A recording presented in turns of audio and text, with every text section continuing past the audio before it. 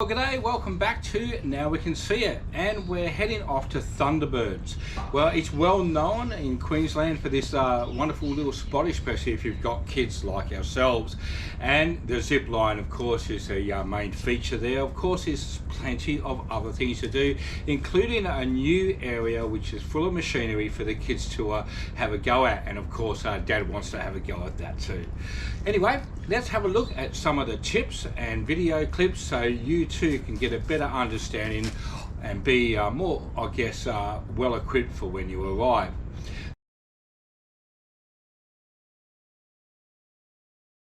Let's talk about the campgrounds. Now, there are other accommodations such as glamping tents. They're built on the deck, which is right on the river, and it has its outdoor shower and toilet. And there's also other forms of accommodation that you can find out on their website. We are simply just travel bloggers, so that's for you just to resource. For us staying in a caravan, there is a designated caravan and camping areas, and there's also a designated tent area and off-grid area as well. So for the caravan and powered sites, you travel past a new toilet and shower block getting constructed at the moment, and there's a central area which is the most easiest way to set up, and that's all nice flat ground and quite shady as well. Then you've got individual sites as such, so they're just numbers that are marked on a tree, and they're on different tier levels, I guess, and they're just surrounded by shade. There's water and power connections, and also you can obviously see where people have set up their wood fires as well. This is also a dog friendly campsite too.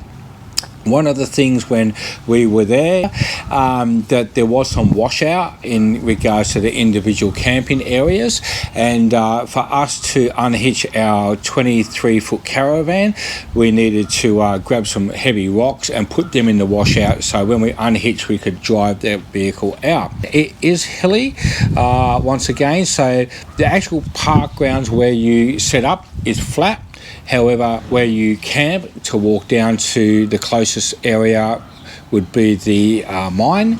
That is about a 3 to 4 minute walk, and it is obviously on a slope. So please take that in mind if you have got a walker, wheelchair or so on.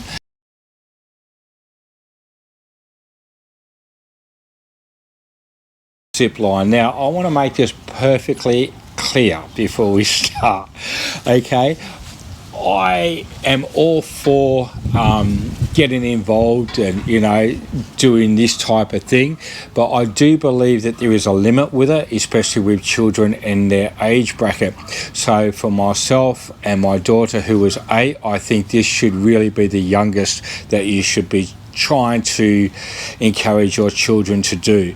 Anything younger than that, I don't believe that they've got the physical strength, coordination and patience to accomplish this.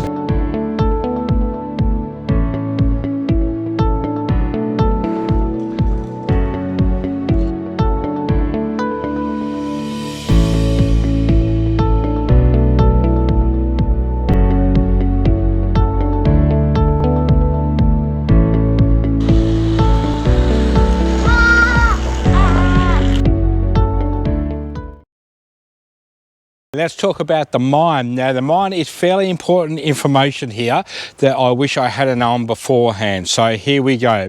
To start with, you go into the building and get to have a look around and what have you. That's all very nice.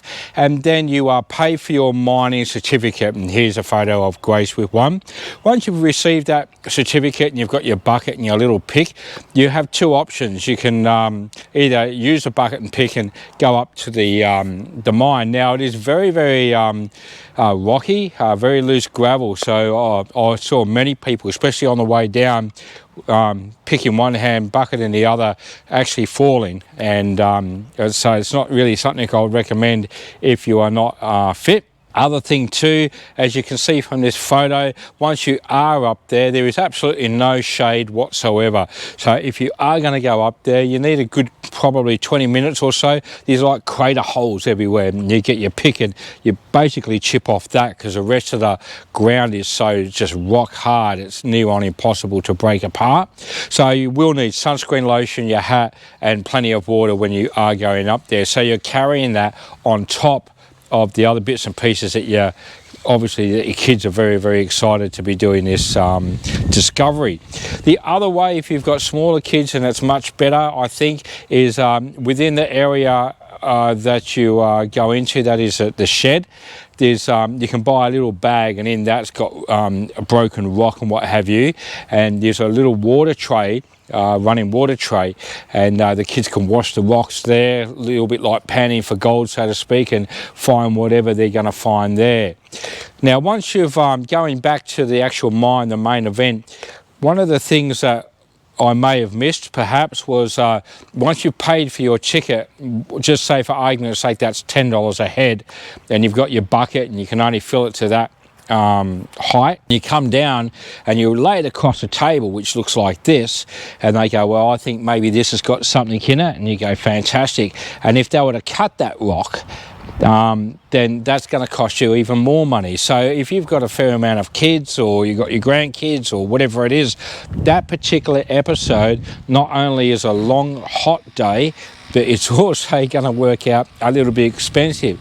Now, I'm not saying that it's a wrong thing or a bad thing at all. That might be just something that you love doing, and you want to have that, I guess, that excitement of finding and exploring. That's great. But I think for the smaller kids, and the ability just to get a little bag and just find those rocks that way, then that's a much better suggestion, I believe. Anyway, that's the mine. The golf course is a golf course. It's fantastic. There's not really much to explain about it. It is under shade, and it's right next to the cafeteria, so that's good. After the game of golf, whoever loses has to pay for the ice creams and Coke and soft drinks and what have you. Inside from that cafe area is the main foyer of the hotel and reception area, and in there is also a bar, some really beautiful seating as well, and it looks to be some conference rooms too. You can also get a really nice buffet breakfast if you wish to, and again, that's just something that you organise with reception when you first check in. So there are some wonderful areas locally. It's just up the top of the hill, about a 10-minute drive from the ThunderBird's campgrounds, and including this retro Elvis Presley cafe, and it was actually a really, really wonderful find. On top of that, you've also got your local IGA stores for what have you, and also you have a Mitre 10 where they also sell firewood as well, does the IGA store. Look, I want to thank you very much for all our followers, and I really hope that this video is helping you. We have plenty more, and we've got more coming up. We're heading up to Atherton, which is in the highlands of Cairns, and we'll be heading through Cairns as well, hopefully doing the waterfall circuit once again, and I'll try to send my drone up, weather permitting, and get some great footage of that. It is a beautiful, beautiful spot, Atherton, and really look forward to just showing you that shortly.